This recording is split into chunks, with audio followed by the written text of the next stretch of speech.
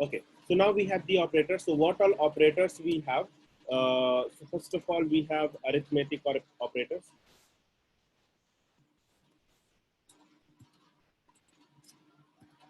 Then we have comparison operator. Comparison, arithmetic comparison, logical, equality, assignment,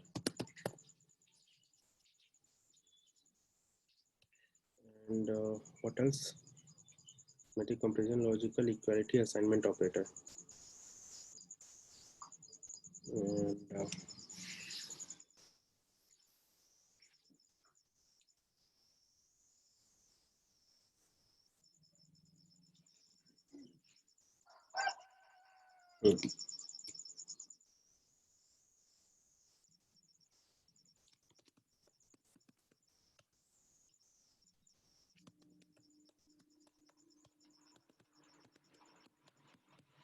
okay, these all are the different operators we have in Python. Okay, out of this, let's start with the arithmetic operator. Now, what is our arithmetic operator? So the arithmetic operators we have is addition, then subtraction, then we have multiplication, then we have division.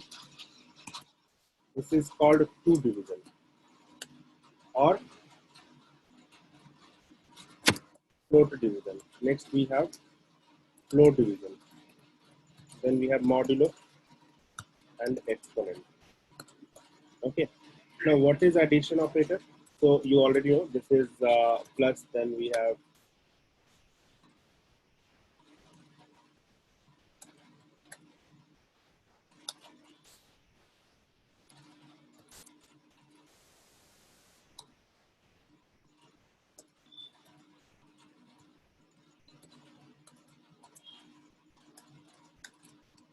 okay.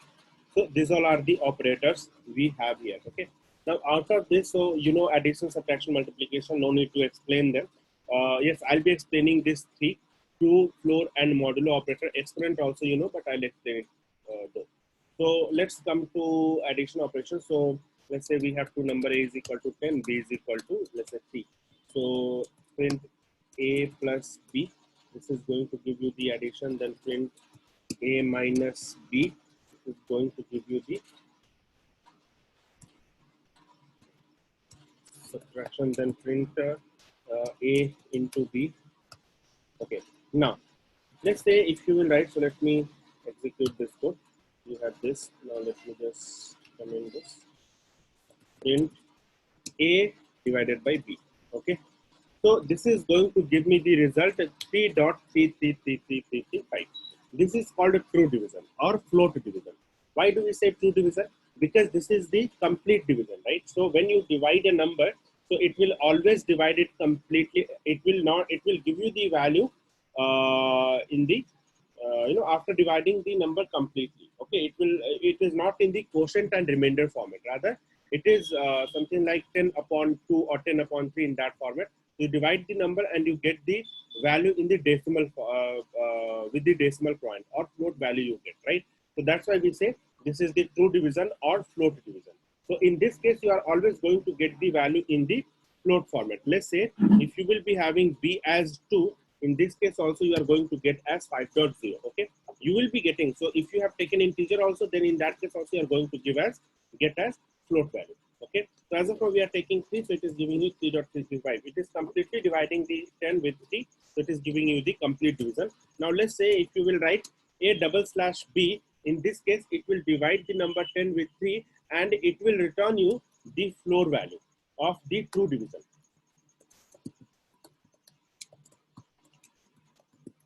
Okay, it will give you the floor value of true division.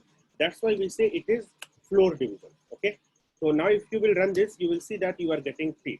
So what is float? So there are two values, that is import math, and then we have print math dot floor. Okay, so floor value is the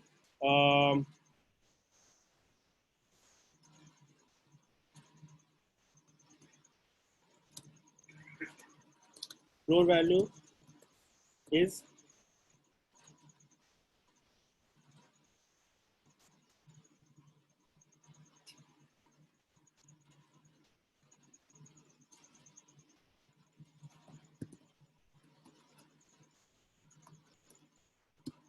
nearest minimum value. Okay, and similarly we have seal value. So what seal value says? Seal value is nearest maximum value. Okay, nearest maximum value. So for example, let's say if you have 2.987.9999. Okay, so what is the floor value of this? So floor value of this is 2. Okay, why? Because what is the nearest minimum value? Nearest minimum value is 2. That's why it will take nearest minimum whole number.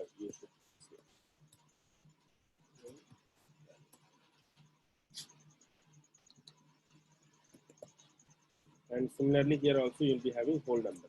Okay, fine. So what is the nearest minimum whole number of this? The nearest minimum whole number is 2. And similarly, let's say if you are taking print math dot seal, and here you write 2.000001. Okay, so what is the nearest maximum whole number? It is 3. Clear? Fine, everyone. So now if you will divide a by b, what you will get? You will get 3.33333. Now what is the floor value of this? Floor value of this is 3. Since it returns floor value, so that's why we say it is a floor division. I hope this is clear to everyone. Now we have next A, percentile B. So this gives you the remainder. Okay, this operator gives you the remainder. Okay. Yes, Jude. So, for floor value, you have an operator // right? Hmm. Do you have anything like that for the seal value?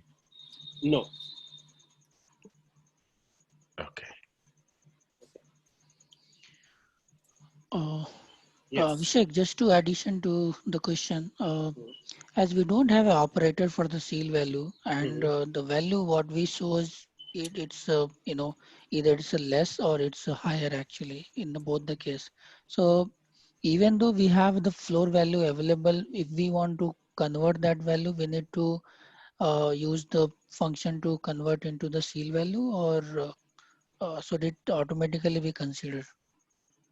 No, to get the seal value, you need to use the function.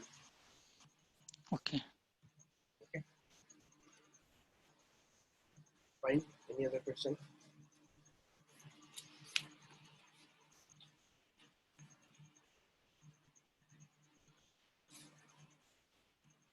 Could you please run 0.1 plus 0.2? Run it. Tell me what you want to know. The range is only for integers. Tell me what is the question, Siddharth.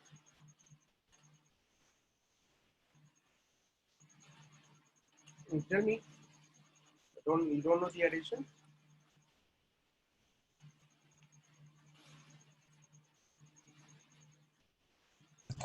No, actually the addition of 0.1 plus 0.2 will return some precision value like 0.300004 like this. So he Yes. might be asking for that, I guess. Okay. Okay. You are saying this one, right? Print 0.1 plus 0.2. Okay. So this is going to return 3.000. Okay. Fine. So tell me what is the question you have? Why it is not 0.3? It is not 0.3 because internally it follows some precision. If you see, it could have stopped this division at 3.333 or 3.335, right? But it divides till a specified number. Internally, it is defined that after decimal point, we should get at least till this position. So for every value, whatever you will find, if you will find it in the decimal number, it will give you till this position. This is the default number of position specified after decimal point. Okay. Fine. Mansi is asking modular remainder should be 0 always. Just a second. Modulo remainder will be 0. No, it should not be 0. Here it is 1. No, here it is 1. Mansi. Abhishek, sorry for disturb. Hmm. Miss, I'm continuing that Sudhanshu's question. If I want to restrict it like 3.33 only, so can we do that rather Yeah, than? you can. Yes, you can do that. You have the function for that. Okay, you can specify till 2 points or 3 points after decimal. Okay, you can do that. How we need to do that? I'll tell you later, not now. Okay. Can we specify the number decimal we want to see in the output display? Can we specify the number decimal we want? Yes, you can do that. That's what we are discussing. We'll be discussing it later when we will be discussing the string formatting. Okay. And Abhishek, Yeah. see the last command that you given, print 0.1 plus 0.2. No matter how you had it is 0.3, right? Why is this? Why is the precision at the end adding 4? How does I don't understand that. It is some internal feature. See, here also you should get 3 at the end, right? How it is, this 5 is coming. Okay, so this is some internal calculation or some internal representation. Even I don't know what is the reason. I have tried to find it a number of times, but I didn't get any perfect answer for this. So probably I don't have any explanation, but it just you can say internally it is using some precision. Okay. Okay. You may just ignore it. So your result will be 0.3. And you can specify it. So let's say if you just want the result 0.3, you can specify it. We have the function for that. You can specify that. For example, let's say if you want to specify the result, um,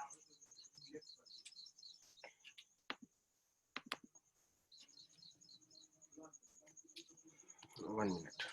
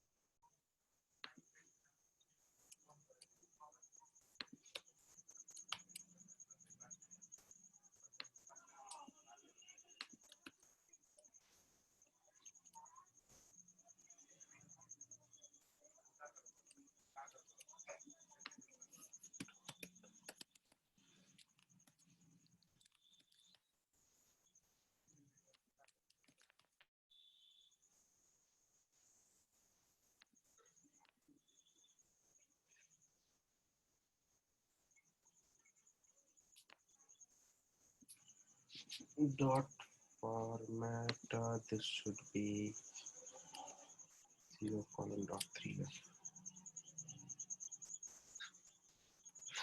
Okay.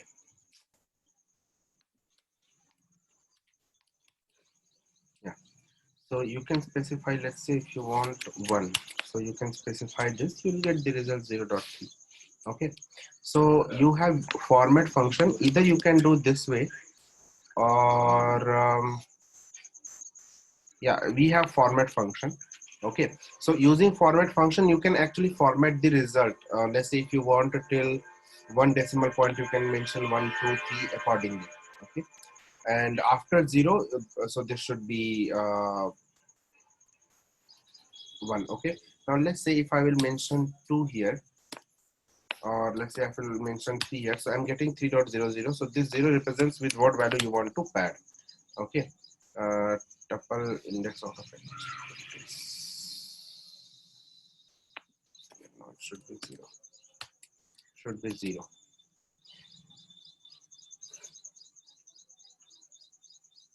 Fine. So basically the format function, we have to do that. Okay.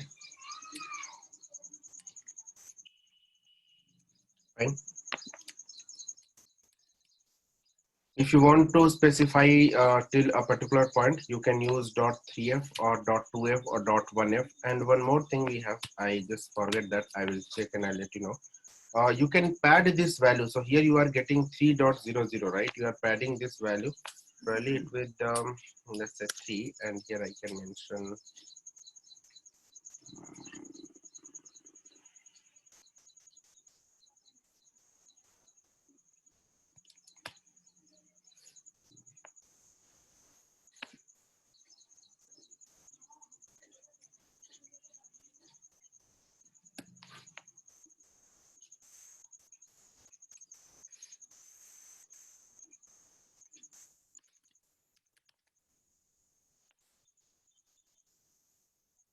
I'll check the syntax. Okay, let me check it here.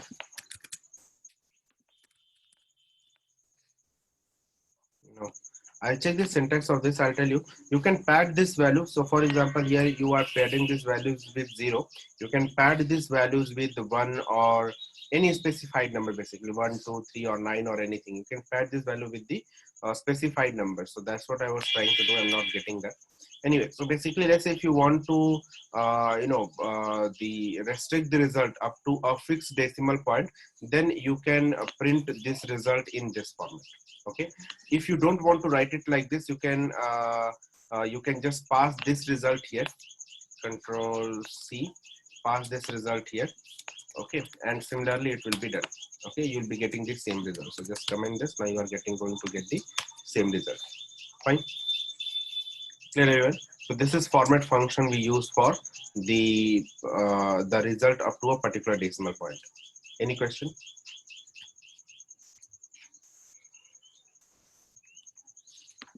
Anyone? Abhishek, what is that 0 colon dot 3 F thing? What's Dot that doing? 3 says that after dot we want a 3 decimal point. F says that we are going to take a float number, and 0 colon says that it should be padded with 0 after, like, after this. Here I think I need to check this syntax. I'm not getting it. Okay, so I have forgot that syntax. That's what I was taking, but I didn't get.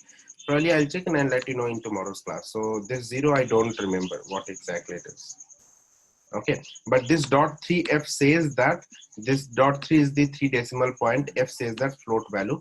And yes, this is the format function which is available for all the data types. For example, if you will write dir of str, this is available for str function also. You'll find this format function. So this format function is used internally to format any string. We are formatting this string. This is the string, we are formatting it. So that's why we are using this format function, and it is available for almost all the data type. For example, if you'll see in dir of float, it is available for this one also. Okay, so def format. Clear? Abhishek, we can use round function, right? To limit the Round function for rounding of the value. Okay. For example, 0.3 you have, so you can get it rounded off to 0 or 1. It depends, right? Clear? So that is for rounding off the value, not for, getting till a particular point. Okay. just a minute, Abhishek. Like, I have just pinged it in the group chat. So if I have the number and I have to round it off to two decimal places, right? Precision value should be 2. Like, then I can go with this one, right? Whatever I have pinged in the chat. Yeah, let's see that. Yes, you have this function also, you can do that.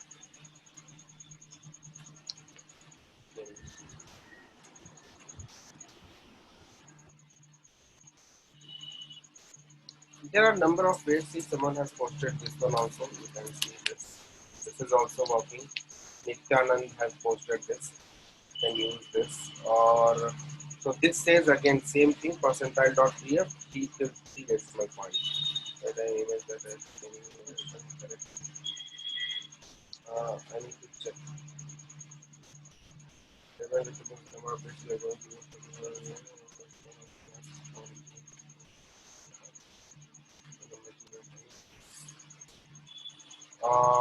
Correct. This is what they recommend. Correct.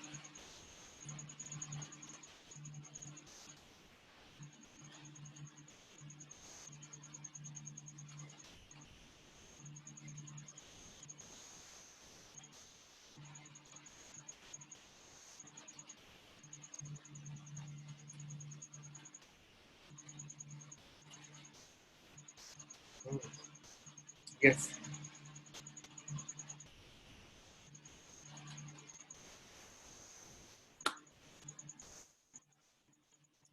Where did you get this? Siddharth?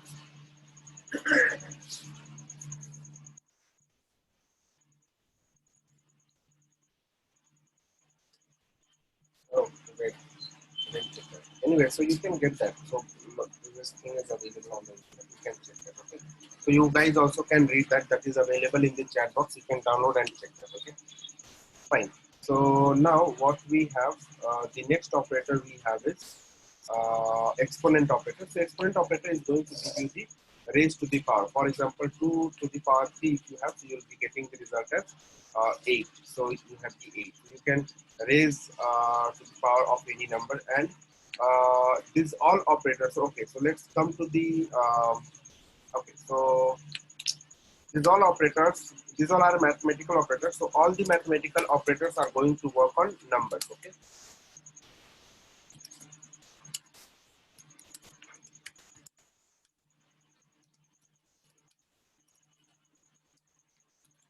Work on numbers, and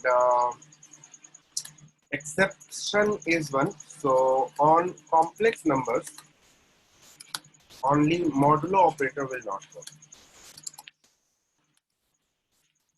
Okay, only modulo operator will not work. Rest all operator will work in the case of all the numbers. Okay, fine everyone. Here, now the same plus operator and this multiplication operator we have used.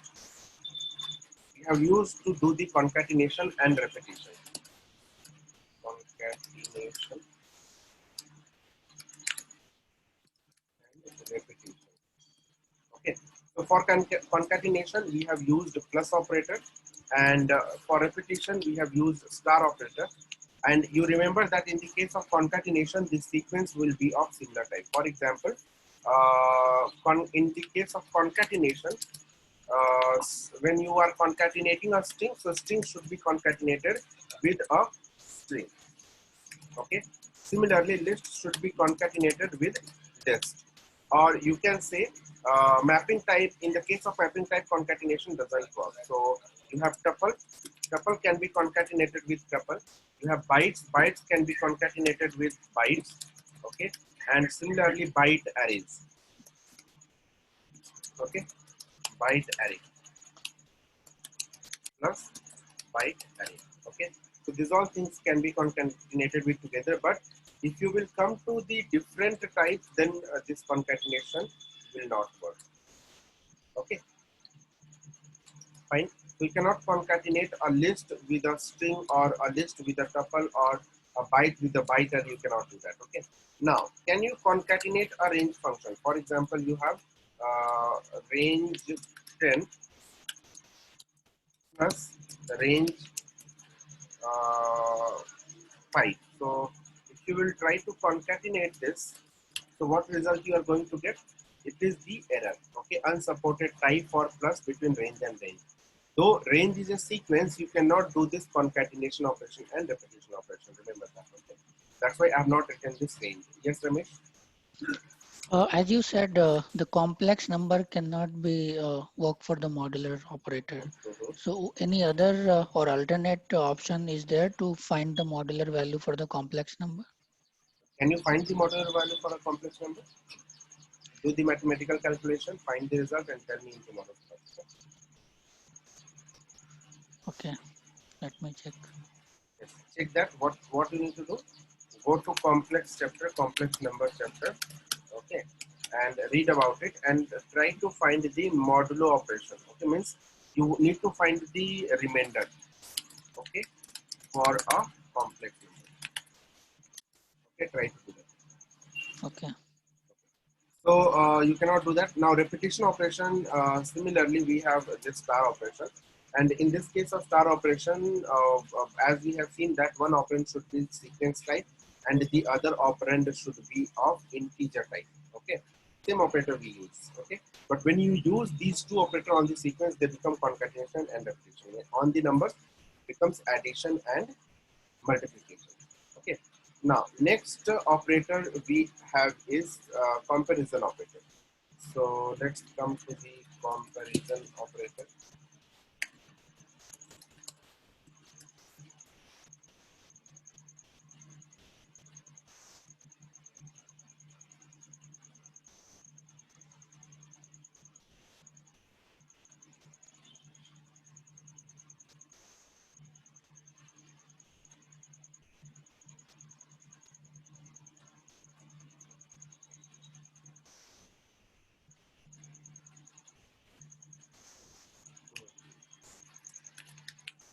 Okay, so what all comparison operator we have? We have less than, we have greater than, we have less than and equal to, and we have uh, greater than and equal to. Okay, these all are the comparison operators. They all are used to compare the values. Okay, now so comparison operator doesn't work between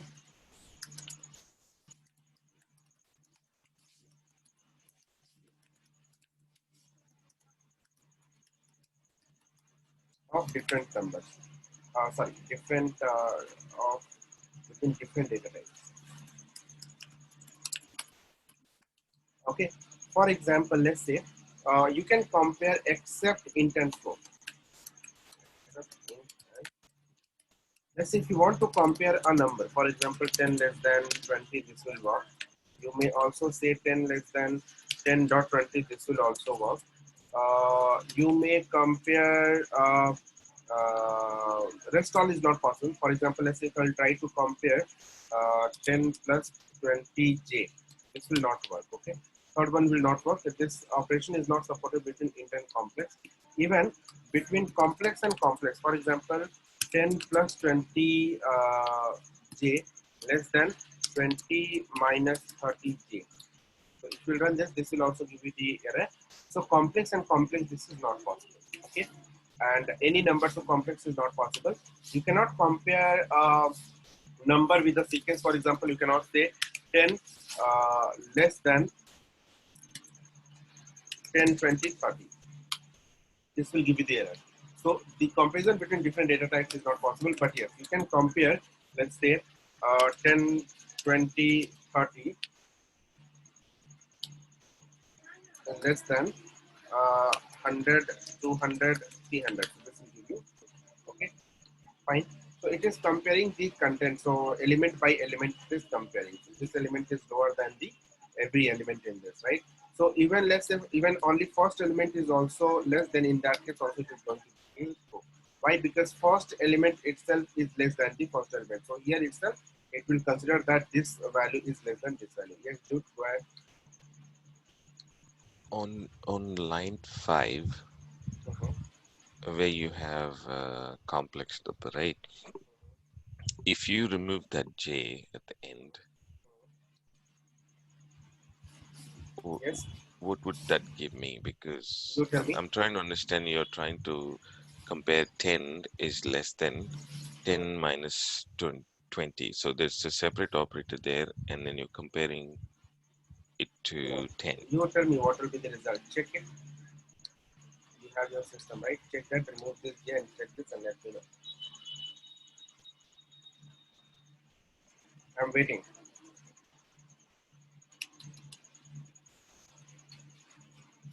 What it is going to give. Anyone? I'm trying to.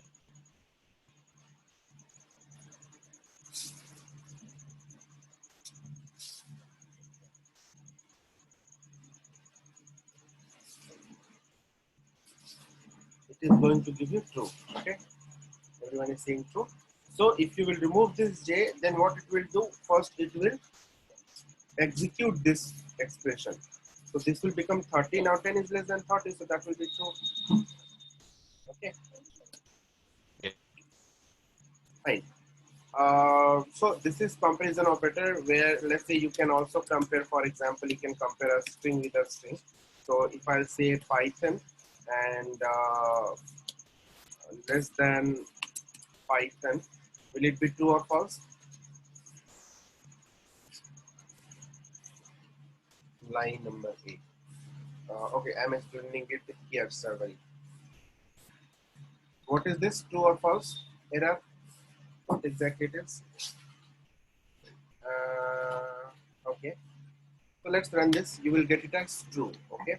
Why? See, when the content of the string or content of the sequence is similar. Okay. Fine. Here you can see the content of this sequence is similar till O. Correct? Till O. But you have the length lesser than the length of this. Okay. Then in that case, this will be smaller than this. Okay, or you can say smaller than, yes, so this is smaller than this one. So it does the comparison based on sequence, but in that case the sequence should have the same similar content.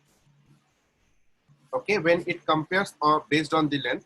So this comparison in the case of sequence happens in two ways. One, based on length. Okay, and one condition here, content should be similar. Okay, and the second comparison happens as per the ASCII value. Okay, so for example, let's say if I have Python less than Python, so is this true or false or error? False. This is going to be true. Okay, so if you run this, you are getting true. Why? Because see here, this is the length same, here also length same, right? 6 and 6. Now it will compare with the content. So content, if you see, YTHR, everything is similar, but the first element itself you will see. So the ASCII value of capital P is 80 and ASCII value of small p is 112. Okay, so if how to get the ASCII value? So to get the ASCII value, we have ORD function. ORD function of capital P. Okay, and similarly, you can try to get the ASCII value of small p. And if you will run this, you will get it as 80 and 112. So for capital P, it is 80. For small p, it is 150. Okay, so obviously when you compare this, 80 is less than 112, so it is going to give you true. So whereas if you write, let's say small p, and here you will write capital P, then in that case it is going to give you false. Clear? Fine, everyone. Same thing happens here also in this case. So here first it is checking the length. Content is similar. First of all, content is not similar. So now if content is not similar, it will compare the content wise. And first content itself found that it is lower. So first content is lower than the first content of this list. So it is smaller. So that's why it is giving you 2. Clear? It will not go and check the further values. Okay.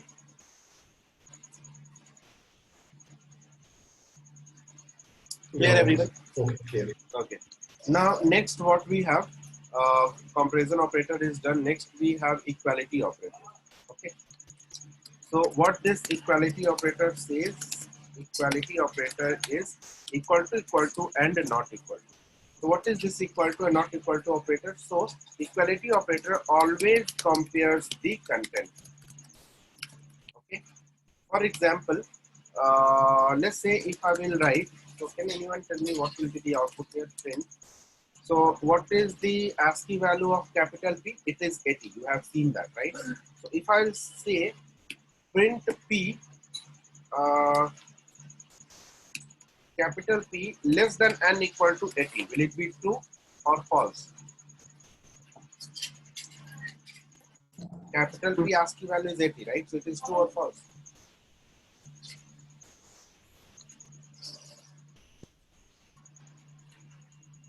It is going to give you the error. Okay. Why? Just now I told you in the beginning that operator doesn't work between different data types. Okay. So this is going to give you the error. Okay. Yes, Suresh? We had our ASCII value of particular character by using ordinal keyword. Or so how can we get the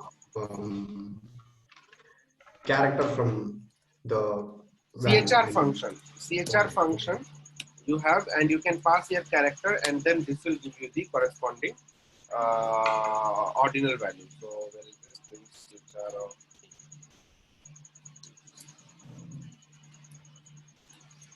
No, we need the value, right? So oh, sorry, maybe correct. Number. So yeah. 82 P. Okay, This will take the number, and this will take the character. Okay. So this one is ASCII to character, and this one is to get the ASCII value. Okay. Fine. Okay. Now, so let's say if we have Python, probability of P less than or equal to probably 52. Yes, correct.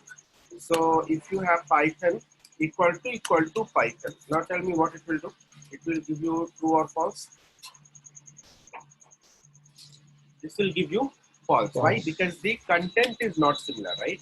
So here this P is capital, here this P is small. So content is not similar.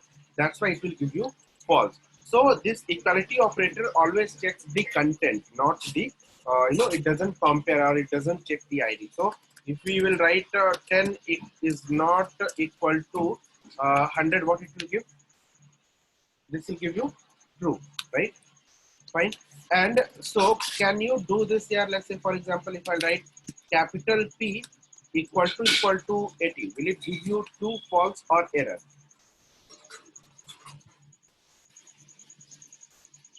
Error. It will give you false. Why?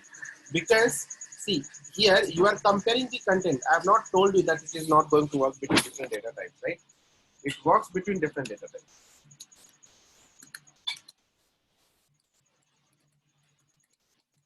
It is comparing the content, no? So content wise, capital P can never be equal to 80, right? So it will give you false, no? Always it will give you false. Clear? Fine, everyone. Line 5 again. Yeah, Line fine. 5 this. Line 5, see, it is the content. It is comparing the content. So content in this and content in this. Tell me, are they looking same? Mansi? Are they looking same? No. So it is false. They should look same. Get it through, okay? Fine. So this is equality operator. Similar kind of operator we have, that is also called assignment operator. Okay. Now what this assignment operator is, we have equal to. We have used this a number of times. Sir, how we will come to know on what basis the comparison is done by system like ASCII or length? So I have told you here, wherever it is, how it is doing, I have told you here. Okay, sure, very. So for comparison operator, when you are doing this string comparison or the values comparison, then you have the, in the case of comparison operator, it will check the ASCII character, okay? Whereas when this equality operator, it checks the content. Yeah, fine. Now assignment operator, we have equality equal to operator. Now you need to assign the value. So for that, we need to take a variable and then a value. So we have this value and this value is getting assigned to a variable. Clear? So this is the simple assignment operator, and the syntax for this is probably you have seen that a number of times. So no need to explain anything here. This is not our concern. Our concern is compound assignment operator. Okay, what this compound assignment operator? So compound assignment operator, now let's say consider a situation where you want to add 2 to this number, so the result will become 12, and the result you want to get it assigned to again a. So what you will do, you will write a is equal to a plus 2, isn't it? So when you will run this code, first a is equal to 10 is defined. Now when you will be running a plus 2, when you will be running this line of code, so first a plus 2 will be running. Now what is the value of a? It will take 10. 10 plus 2, the result will become 12. Now 12 will get assigned to a. So if you will print a here, it will give you 12. Okay. Let's, in this case, you will have to define a. If you will not define a, this will give you the error. So let me run it again. So it is taking the previous a value. Let me take it as x. Okay, x is not defined, it is saying that not defined. Okay, so here when it is going to do this operation, x is not defined, so it is giving you the error.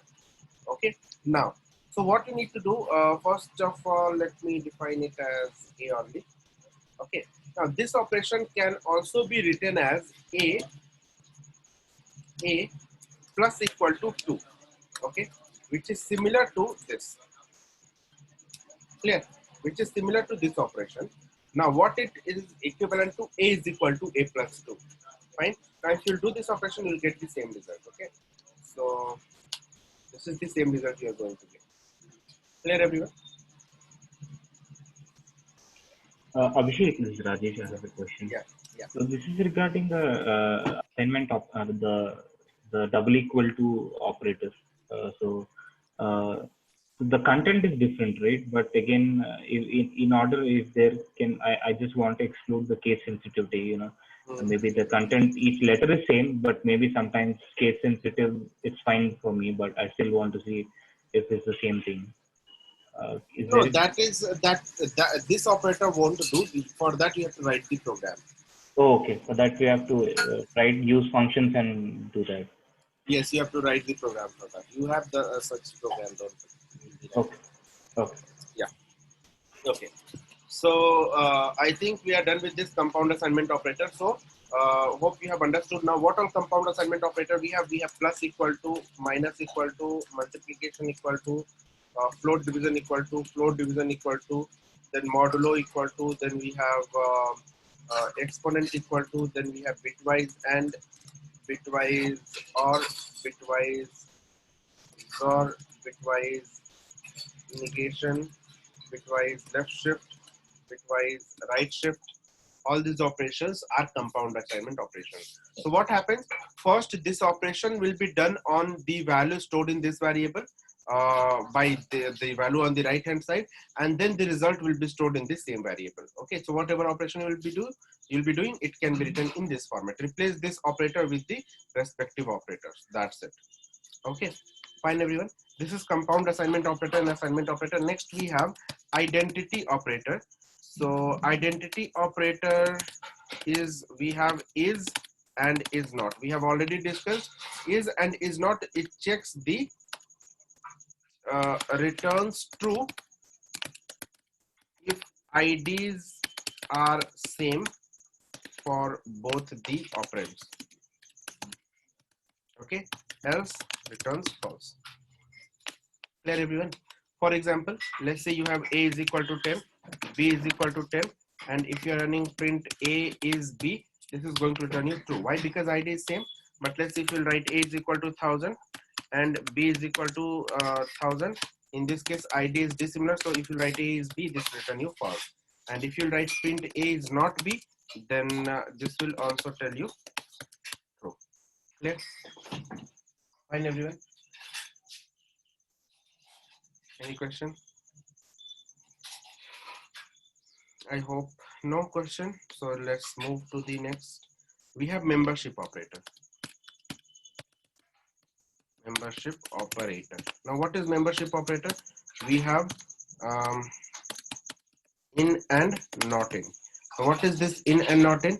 So in and not in operator checks the element, whether the element is the member of the sequence or not. For example, we have a list, lst is equal to, we can check it in the list 10, 20, 30, and also let me take it like comma 1, 2, 3. Let me take a string s is equal to Python. Let me take you can do it in list, you can do it in tuple also, you can do it in the string, you can do it in byte arrays everywhere.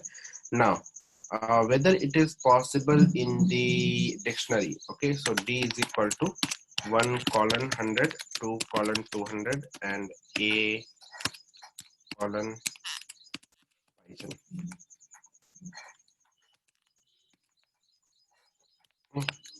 Fine. Now let's say how you can check the membership operation. So for example, if you want to check 10 in LST, this will give you true. Okay. Similarly, if you want to check 1 in LST, this will give you false. Why? Because 1 is not available at the element level, it is available at the sub element level, right? So it will give you false. Now let's say if you want to check it in the string, so you can check P, capital P in S. You can check with the multiple character also, for example capital P Y T, that will give you true. And you can also check it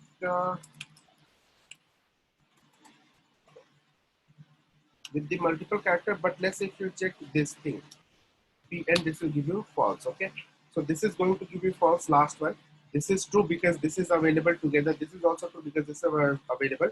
This is going to give you false. Why? Because it is not available at the element level. And then this is going to give you true because it is available at the element level. In the case of dictionary, it always checks the dictionary. In the case of dictionary, it always checks the key, not value. Okay. For example, let's say if you want to check whether A in D, okay, this will give you true. But if you will check the value associated with it, it will give you false. For example, if you want to check the Python available here, so this will give you false. Okay, fine everyone. What if we want to check one in list? If you want to check one in list, you cannot do that way. You can do like this. So just copy and paste it here, and you may write list of -1. This will give you true. Fine. Yeah, Abhishek, here with this Yes. membership operator, can you come once again come to identity operator? There we can see A is equal to 10, B is equal to 10. A is okay, true, but if A is 1000, B is 1000, why it is not true? This one I have already explained. Go back to my previous class of the keys. I went for a break. Hmm? No, I went for a break. I have not listened that. No, so again, repetition will be a different track. So I have only 45 minutes left. Let me complete these all operators first, and then probably I will discuss it towards the end of the class. Okay. No. Now, what else? We are done with equality. We are done with assignment, identity, membership, with bitwise operator and logical operator. Only these two, right? So Abhishek, this is Rajesh. So is Yes. it possible to search for a keyword in a string? Like I just want to check if the the string has something like Python in the sentence, something like Yeah, that. you have different ways to do that. First way, Okay. Okay. you have this membership operation. For example, let's say if I have a string s1 is equal to this is Python class, right? So if you want to check whether Python is available, you can check it this way only, no? So Python in S1. This will be true. Correct. You have this Oh, way. okay. That automatically Otherwise, does it. Okay. yes. If Okay. you have other way, this will give you only Boolean value. But if you want the result, you have the regular expression concept. Okay. Regular expression. Okay. And there is also one concept that is index function which you can use, which returns you the index of the matching result. But we know there is one in sublist. What if we don't know it already? If you don't know it already, then there is a different thing. You can go ahead and you can, let's say you have this list. Control E for I in LST, print I, you have this result. Now you got this. So you know now this element is at the end. So now you can do that whatever you want. Okay,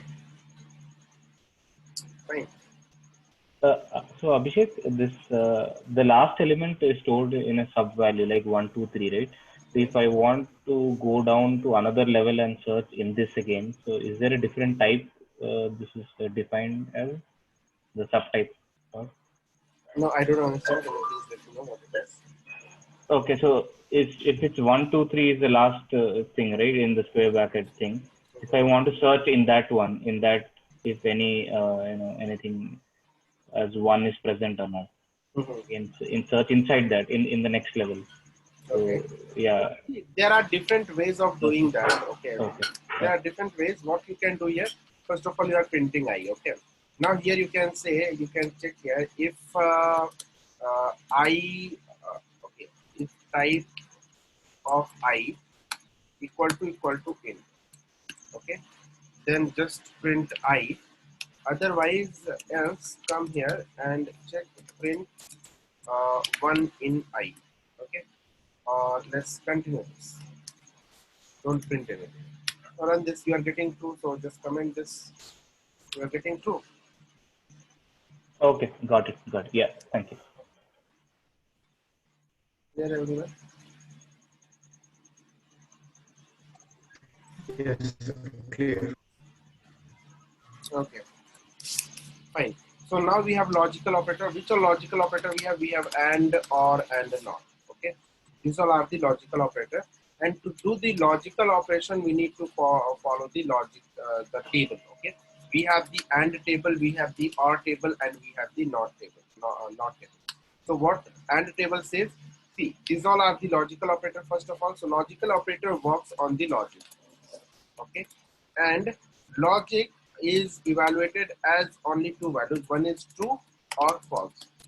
Okay, either the logic will be evaluated as true or false. You don't have the other value. So this logical table or AND table also works only two values. So you have true and true. So if both are true, then the result will be true in the case of AND. And if any one value is false, then the result will be false in the case of AND operation. Okay. Similarly, you have false and true. So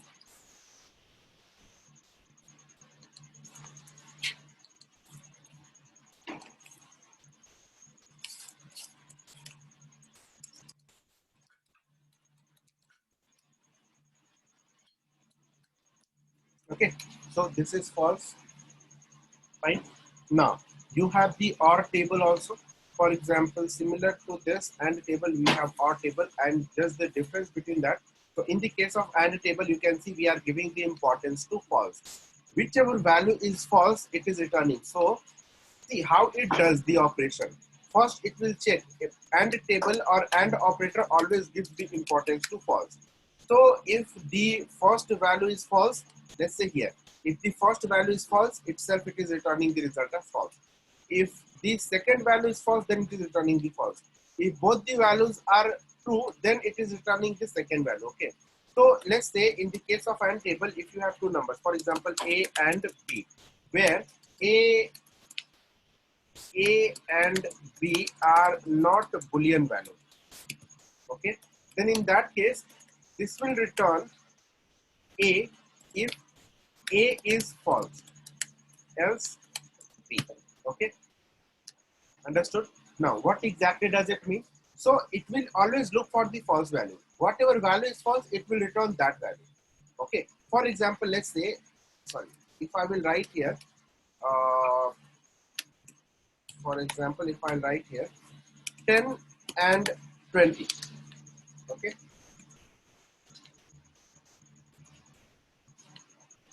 If I'll be writing 10 and 20, tell me. 10 is true, 20 is also true. So both, see, 10 is true and 20 is true. So 10 is not false. So it will go and check the second value. Whether second value is false, this is also not false. So it will return B. I told you, if A is not false, then it will return B, right? So it is going to return B. So if you print this or if you run this code, you will get the result as 20. So if you run this, you are getting the result as 20. Clear? Now, similarly, let's say if you have 10 and 0. Now tell me what will be the result here? 10 is 0. true, right? So 10 is true. So now it will go to the second value and check what is the result. 0 is false. So now it will return the result as 0. Okay. Now let's say if I'm writing 0 and 10. Now 0 is false, right? So since 0 is false, it will return the first value itself as the result. It will not go and check the second value. So let's say if I have 0 and 0.0, what will be the result? 0 or 0.0? 0. 0. Why? Because first value itself is false. We don't need to go to the second value. Clear, everyone? Okay. So this is about AND operator. Similar to this, we have OR operator. Okay. Now let's see how the OR operator works. So OR operator, let's say you have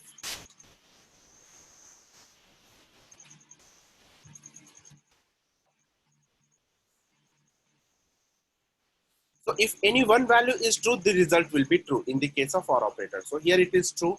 Here also it is true. Okay, and here it is false. So now this OR operator gives the importance to the true value, I can say.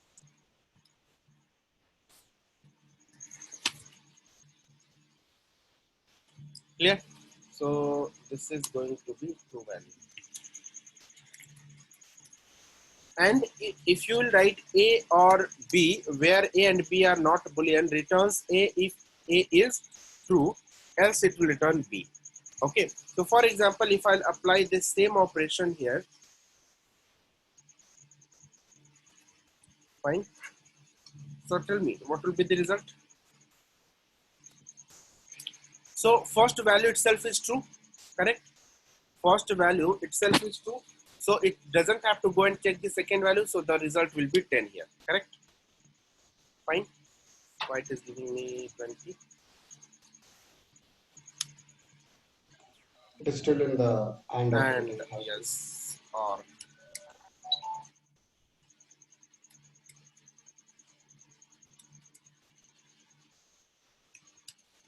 so you will get 10 as the result, right? Now let's say if I'm running this again, so what will be the result here? First value itself is true, will not go and check the second value, so the result will be again 10.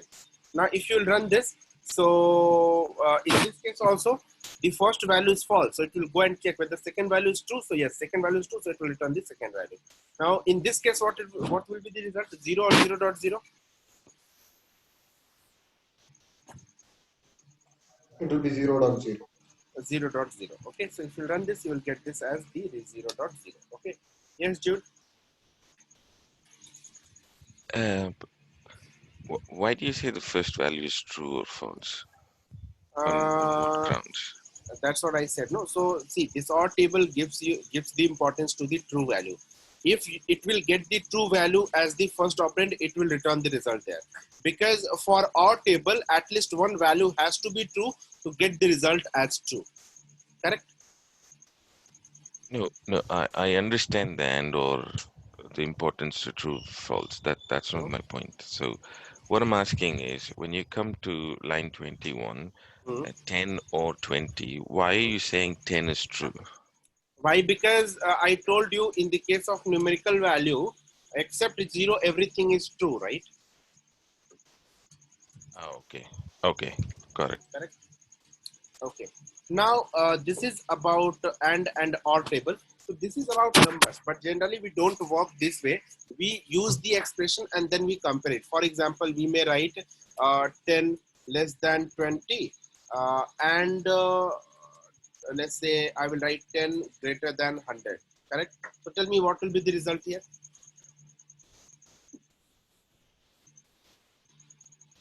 What will be the result? This is going to be evaluated as true, right? And this is going to be evaluated as false. So true and false, the result will be what? False, right? So you'll run this, you'll get the false. Let's say if I'll combine this or, and now if I will run this as, let's say 10 equal to 10, right? So this is true, right? So true and false, the result will be what? False. False or true? True. Clear? Fine, everyone? But if you will be running it from the right hand side, then what will be the result? So see, this is true or false. So this will be true, true and true will be the result is true, correct? Whereas if you are running it from left hand side, the result is false. So how it is running? This will run this. Generally, it runs from the right hand side. Okay. So if you have the combination of operators which are, so let me write it here.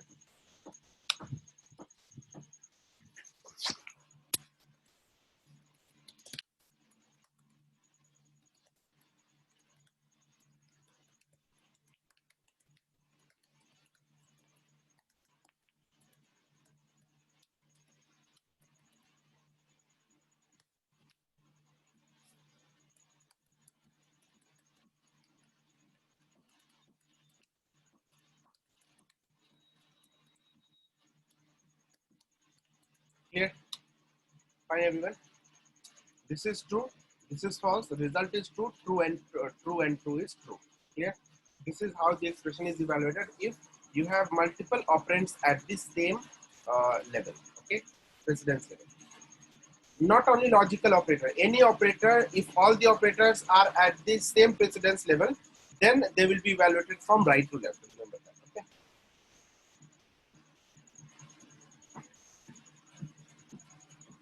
Any operator at the same precedence level. For example, plus and minus. BODMAS is a different thing. In the BODMAS case, first bracket and then what is it? ODM. In the Python, AS BODMAS is mathematical thing, right? So forget about that. AS at the means addition and subtraction is at the same level. In the case of Python, okay. So when you have addition and subtraction both, so the result will be evaluated from right to left. Okay. Check that, whatever you want to do, check that first and then let me know. I have checked it, like, for most of the operation it checks. So there is an operator precedence, I will tell you. Let's see at what precedence this addition and subtraction is coming. Okay. So accordingly you can decide. I think what I can remember, it is at the same level. If it is at the same level, it will be coming from right.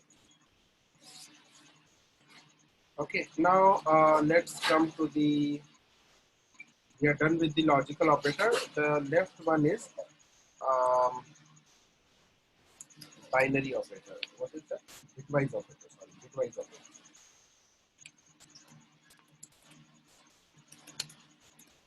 Now, what all bitwise operator we have? Elif concept in digital like Python. We have elif concept. We are not learning if else, so we are not discussing that. So we'll be discussing in the Monday's class. We are going to learn bitwise operator. Now, what all bitwise operator we have? Bitwise and, bitwise or, bitwise or, bitwise negation, bitwise left shift, bitwise right shift. Okay, these all are the bitwise operators. Now, when you say bitwise operator, why do we say bitwise operator? Because these operators works on the bits. So if you want to learn these bitwise operators, so you have to do this operation first. You have to convert the values into the bits, and then you have to do this operation. One more thing, these operators works only on the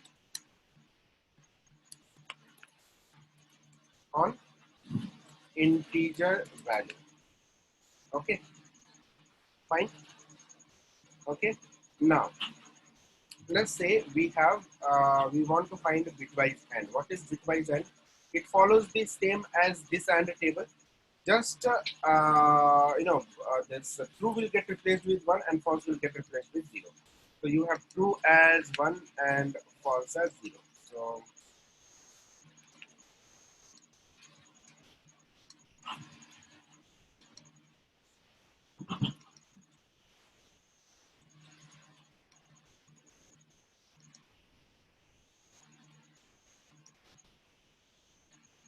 Okay, this is bitwise AND operation. This should be bitwise AND. The same operation. So if both the bits are 1, then the result will be 1. If any one bit is 0, the result will be 0. So this is bitwise AND. Okay. Now let's say you have bitwise OR operator. So what this bitwise OR operator says? So bitwise OR operator, this is bitwise OR operator. So if any one bit is 1, then the result will be 1. So here it will be 1, here it will be 1, rest all will be 0. Next you have bitwise OR operation. What bitwise OR operation says? Bitwise OR operation says if you have both the bits similar, then the result will be 0. Both the bits are similar, the result will be 0. Both the bits are similar, this result is 0. Rest all it is 1. Okay, fine. So these all are the bitwise AND OR and XOR. Now let's say if you want to perform print bitwise 10 and 20, what will be the result? Or let's say if I want to write 34 and 35, how you can do that? So let's see the result, how you can execute it. So first to get the result, if you will run this, you will get the output. But how it happens? First, it will convert this 34 into binary. So how can we get this 34 into the binary value? So print ORD of 34, right? So this will give me the binary value of, sorry, not ORD, bin, binary value of 34. So this is 34. Now, here's the problem.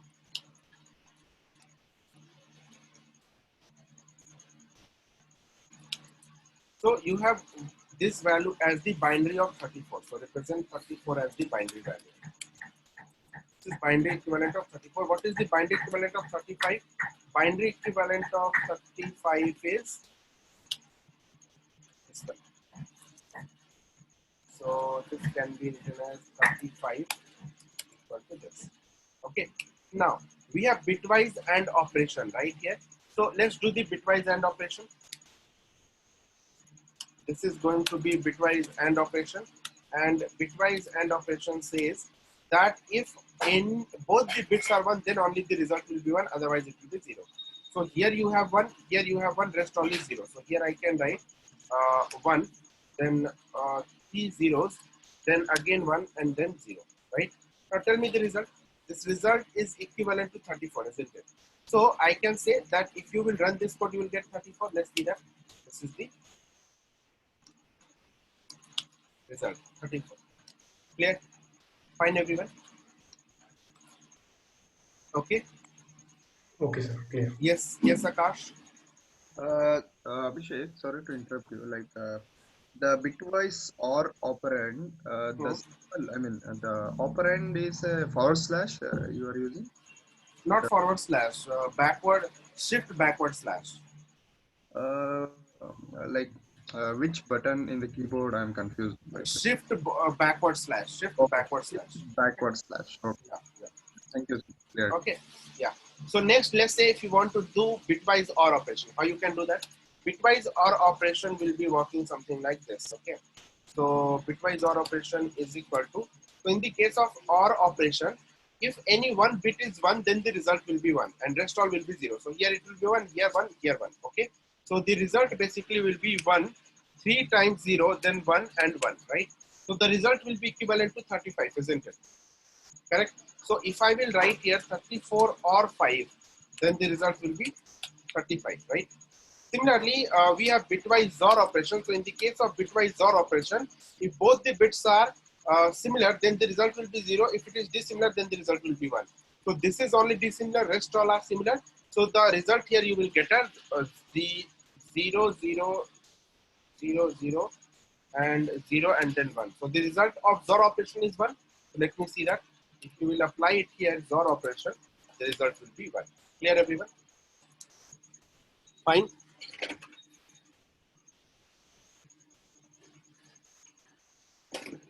Any question? Anyone? Okay. So this is about bitwise or bitwise and bitwise OR operation. Now, see, the question is where you will be using this bitwise operator. You are not going to use it. You are learning it because it is there in your syllabus. Okay. and probably you might get some interviews related question from here. So you just need to understand that how this bitwise and XOR operation or this left shift and right shift operation are working. That will be more than enough. You might not get much question later, or you will not be involved in it, your day-to-day life. Okay, so we are going to avoid it generally. Okay, so just for knowledge purpose, we are learning it. Next, we have bitwise negation operation. How we are going to do this bitwise negation? For example, you have a number. Okay, number is equal to 10. And if you will do a bitwise negation, for example, if you will see here, so our table, we have not drawn the not table. So let's say if you have not of true, this will give you false as the result. And if you write not of false, this will give you the true as the result. Okay, fine. So just the opposite. So let's say if you will say here num equal to 10, and if you will do bitwise negation of 10, what will be the result? What will be the result? The result will be minus of 11. So if you run this, you are going to get the result as minus 11. Okay, why? Because bitwise negation of number, the result it is going to give as minus of num plus 1. Okay, fine everyone. This is the result you are going to get. So you have num as 10. Now bitwise negation of 10 is what? Minus of num plus 1 means 10 plus 1 is 11 is the result. Minus of 11 is going to be the result. Okay, fine. Now let's say if I'll write print bitwise negation of true, then what will be the result? Can anyone tell me? Bitwise negation of true. Minus 1. Minus 2. Okay. Minus 1 2, plus 1, 2, and then minus will be in the beginning, right? So the result will be minus 2. Clear? Fine, everyone. Now, so next we have bitwise left shift and bitwise right shift. Okay, bitwise left shift and right shift. So what happens in the case of, yes, Harjot? Yeah, Abhishek. So this negation is basically a mirroring of a bit, right? Uh, On the zero scale, like when we have zero, and for example, for true it's 1, right? So its negation will be -2, because -2 is the reference which is on the on the positive line. It's 1. That's why its negation is -2. Similarly, for 2 it will be -3. yes, yes, 2 will be minus 2. Yeah. So that's how this negation will work, right? Yes, yes, yes. This is the formula. That's how it will work. Okay. Next, we have bitwise left shift and bitwise right shift. What this left shift does? Left shift is going to shift the bits towards the left hand side, and right shift is going to shift the bits towards the right hand side. And the final result you will be getting in the decimal value. Okay. For example, let's say if you have, but to do the left shift, the number, to understand it, you need to represent the number the way it is getting represented in the memory. So let's say if you have 32-bit operating system, so the numbers are getting stored into 32 bits, right? So for example, if you are storing 10, so 10 is generally we write as 1010 only in 4 bits, but does it represented only in 4 bits? No, it is represented in 32 bits. So to represent it in 32 bits, this is 4 bits, you need to add 28 bits in the beginning. So you'll be having 28 bits, 28 zeros. So 1, 2, 3, 4, 5, 6, 7.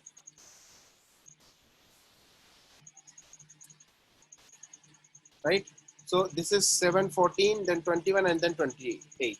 So this is total 32-bit representation you have, correct, of 10. Right? Now, do the left shift of 2. So when you will do the left shift of 2, so the number which you want to do left shift, you will keep on the right hand side, then this left shift operation, and then this 2. By how many bits you want to shift the value? So you want to shift the value by 2 bits. So this is the 32-bit representation of 10. Remove the 2 bits from the left hand side. When you will remove it, the bits will get shifted towards left hand side, and then you can add 20 here to make it again 32 bits. So once you make it again 32 bits, 101,000. So the result you will get here. So 10 left shift 2, you can just comment this. And let me comment this one also. Now,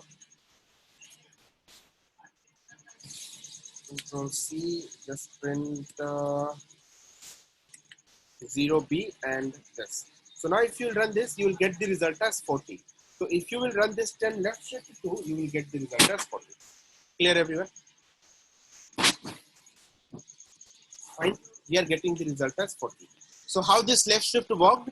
First we represented this 10 into 32-bit representation. Depend on your operating system. You can take 64-bit also. So you can take this 32-bit or 64-bit, and then how many bits, by how many bits you want to shift, you can just remove that many bits from the left hand side. So everything will be shifted towards left, then add a 20 in the beginning, or whatever, the same number of zeros, towards the right hand side. That will give you, and then convert this back to the decimal value by adding 0B in the beginning. You will get the respective result. Okay. Similarly, right shift operator also. So the same value will be represented in the 32 bits here. So you have this. You can represent it here 10 right shift 2, and you can comment this. Now right shift 2, so remove this first 2 zeros here. This is 32-bit representation of 10. Now you want to right shift, so you will remove 2 zeros from the end, right? Or 2 bits from the end, right hand side. Removed, and then add 2 zeros in the left hand side. So everything is shifted towards right hand side. Now get the result. So this result will be 2. Now if you will run this code, you will get it as 10 right shift 2 will give you 2. Clear? So this is how left shift and right shift operations are done. Any question?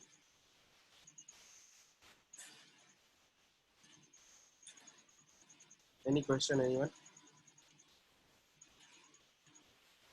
Okay, so we are done with the operators. Next, we will start with the if else and loop concept in the next class.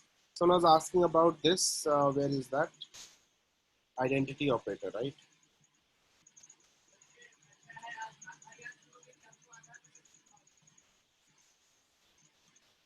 Yeah, identity operator. So Praful, this identity operator is basically, this is the numbers, right? So there is the object usability concept we have discussed in the class. What this object usability says, this object usability says that if few objects are okay, so few objects, for example, all the fundamental objects follow the object usability concept. Okay, all the fundamental data types. Fundamental data types. Okay, they follow the object usability concept except int and float. Except int and float. And the objects derived data types does not follow the object usability concept. In the fundamental data types also, in the int, it follows the object usability concept between 0 to 256. Okay.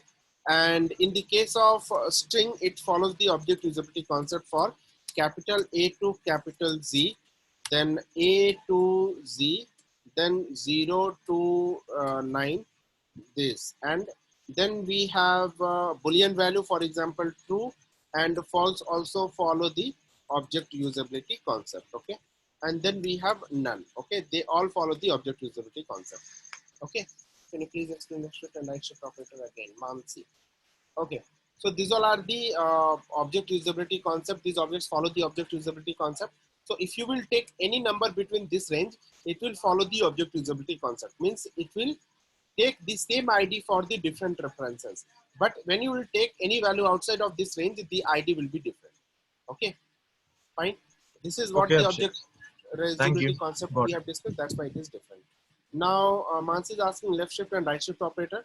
So left shift operator basically, for what value you want to do the left shift, you will be writing on the left hand side with the left shift operator, and by how many bits on the right hand side. Okay, so you want to left shift, you want to apply left shift operation on 10 by 2 bits. So first you represented 10 in 32-bit representation, and this is something like this. So 10 is represented as this, right? So 1010. Now you have to mention 32 bits. So this is 28 zeros and then 428 plus 432. This is 32-bit representation of 10. Now you want to do left shift by 2 bits. So remove the 2 bits from the left hand side because you want to shift everything towards left hand side. So remove 2 bits, add 20 on the right hand side. Add a 20 on the right hand side. Now this will become 32-bit representation and get the result of this. When you will apply bin function on this, you will get 40. So when you will do 10 left shift 2, you will get 40. Similarly, in the right shift operation, you have to remove the bits from the right hand side and add the zeros on the left hand side. So finally, when you will get convert this to decimal, you will get the result as 2. So when you will apply the when you will run this code, you will get the result as 2. Okay, fine everyone.